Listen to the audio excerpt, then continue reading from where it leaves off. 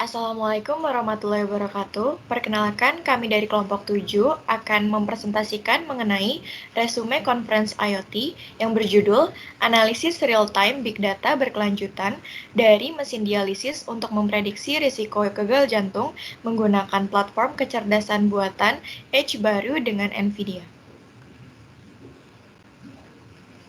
Berikut ini adalah anggota kelompok kami, yaitu Rohma Yulia Setianingrum dengan NIM 007, Nisa Fitriani Nur Azizah dengan NIM 021, Nuzul Ainu Nikmah dengan NIM 061, Sherena Keni Atarika dengan NIM 071, Zafira Zahra Putri Handini dengan NIM 095, Sukma Gayatri dengan NIM 103, Kanya Lukluk Ganayatri Nita dengan NIM 125, dan Atika Zahra Firdia dengan NIM 133. Berikut ini adalah informasi mengenai conference IoT yang kami ikuti dengan judul Real-Time Analysis of Massive Continuous Data from a Dialysis Machine to Predict Heart Failure Risk with New Edge AI Platform with NVIDIA. Hari dan tanggal yaitu Rabu 23 Maret 2022 dengan waktu pelaksanaan pukul 9 hingga pukul 9.25 waktu Indonesia bagian Barat, segmen industri, kesehatan, dan ilmu kehidupan, topik utama kesehatan dan instrumen rumah sakit pintar dengan pembicara yang pertama Yuan Xiaoshu PhD, yang kedua Der Cheng Tang PhD, dan yang ketiga Suo Ming Oh PhD. Abstrak. Gagal jantung adalah komplikasi serius dan faktor resiko utama kematian pada pasien dialisis. Penelitian ini menggunakan analisis real-time dari data masif berkelanjutan mesin dialisis ginjal dengan mesin learning atau ML untuk memprediksi terjadinya gagal jantung. Model yang diusulkan menggunakan nilai mesin dialisis fisiologis dan real-time seperti tekanan arteri dan vena, laju aliran darah, dan sebagainya. Selain itu, model ini mencakup banyak data seperti catatan medis pasien, hasil tes, informasi pengobatan melalui algoritma pembelajaran mesin seperti model pohon keputusan atau decision tree untuk mengambil keputusan, peningkatan gradien, dan model lain untuk menemukan pola abnormal sebagai langkah pemantauan kondisi pasien dialisis secara pribadi. Akurasi berdasarkan klasifikasi biner model ini adalah sebesar 90% akurat terhadap prediksi gagal jantung. Pendahuluan. Adanya Big Data telah menjadi bagian penting dari pengembangan kecerdasan buatan atau Artificial Intelligence. Taiwan merupakan salah satu negara yang memiliki keunggulan paling kompetitif di dunia dalam pengembangan kecerdasan buatan terutama bidang kesehatan. Untuk mendapatkan database pembuatan produk ini, peneliti menggunakan metode web platform untuk mengumpulkan data dari pasien yang menerima perawatan dialisis di Taiwan. Staf medis seringkali menemui kejadian klinis selama proses hemodialisis, di mana kondisi pasien tidak stabil. Kemudian saat kondisi kesehatan mental diperiksa, sebagian besar nilainya adalah retrospektif setelah kejadian sehingga sulit untuk segera menyesuaikan strategi pengobatan. Oleh karenanya, mereka sulit untuk menemukan berat badan kering pasien dan perlu mengukur hingga beberapa kali percobaan.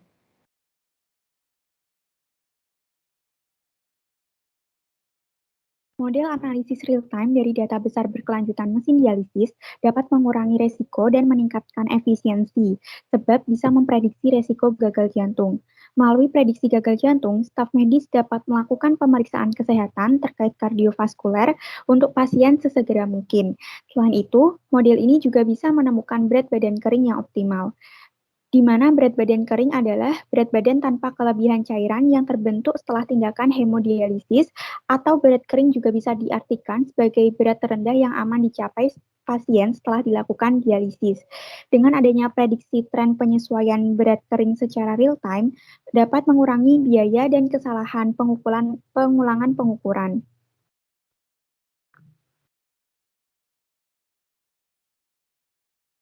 Fase dalam analisis real-time. Yang pertama, TVGH atau Taipei Veterans General Hospital sebagai rumah sakit rujukan model ini akan mengintegrasikan sistem informasi rumah sakit dan data streaming IoT perangkat medis. Fase kedua, platform analisis data Sasvia akan digunakan untuk mendukung teknologi AutoML dalam membangun model prediksi real-time yang lebih akurat dari resiko terkait pasien selama hemodialisis, serta digunakan pula NVIDIA Computing terintegrasi. Fase yang ketiga, memastikan keamanan diagnosis dan perawatan yang dibantu untuk pasien dan berkembang ke arah perangkat lunak sebagai perangkat medis.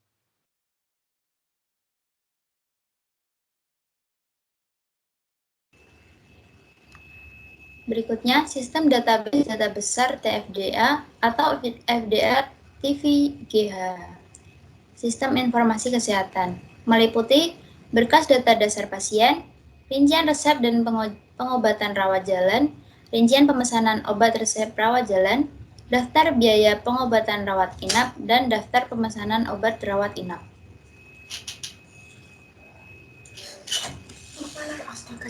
Arsitektur kecerdasan buatan merupakan data fisiologis yang terdiri dari hemodialisis mesin, informasi jumlah data tidur, dan yang ketiga adalah platform data besar VGH-TPE. Pada informasi jumlah data tidur, berfungsi untuk memproses dan menampilkan data serta percakapan. Pada sistem ini juga terdapat data pelatihan retrospektif yang berfungsi untuk menyebarkan data psikologis dan pemantauan, sehingga dapat mendeteksi gagal jantung dan prediksi timbangan kering. Sistem ini berbasis data deret waktu yang meliputi pemantauan atau memperingatkan data dan analisis lanjutan. Selanjutnya ada integrasi data IoT. Yang pertama dengan menggunakan mesin dialisis dengan tipe Fresenius Medical Care 4008S, yang kedua Ethernet RS232 yang berfungsi untuk menghubungkan kabel dalam jaringan sehingga memungkinkan terjadinya koneksi internet, intranet, atau extranet. Yang ketiga TVGH dialisis sistem data besar berkelanjutan atau sistem PI OSISOF. Yang keempat, Trinity ETL menjadi sistem pusat data besar TVGH. Yang kelima, metode tautan ODBC API Web SDK-AF menjadi sistem informasi kesehatan. Selanjutnya, pelatihan penerapan model. Yang pertama dengan pengaturan proses, analitik pertama yang terdiri dari model supervisor, model rider, train, calculate, dan score. Yang kedua, analisis teks konteks, kategori teks, sentimen, dan topik teks.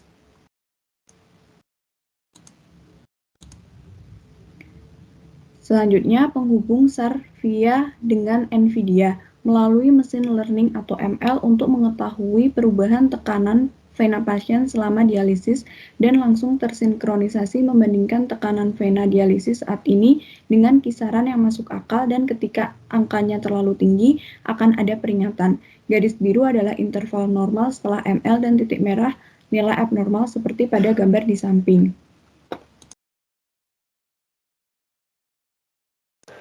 Pelatihan dan penerapan model. Sumbu X menggambarkan berat badan kering setelah dialisis, sumbu Y menggambarkan berat badan kering yang diprediksi. Artificial model, setiap lingkaran menggambarkan pasien, ukuran grafik menggambarkan jumlah dialisis, dan dua memiliki angka yang konsisten. Informasi pasien. Pasien yang memiliki parameter penting akan dipersonalisasikan: ID pasien, berat badan kering, gagal jantung, dan berat delta. Sistem pemberi peringatan pasien dan pemberi informasi instan. Yang pertama ada dry weight atau berat kering. Tingkat kesalahan berkurang hingga 80%. Untuk dry weight prediction model ini berhasil mengurangi nilai kesalahan menjadi 40 gram. Yang kedua ada pulmonary edema. Tingkat kesalahan berkurang hingga 95%. Dikombinasikan dengan identifikasi gambar, kemampuan memprediksi edema paru dengan tingkat akurasi 95%.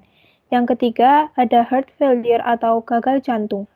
Model prediksi gagal jantung memprediksikan resiko-resiko gagal jantung setiap pasien dengan tingkat akurasi lebih dari 90%.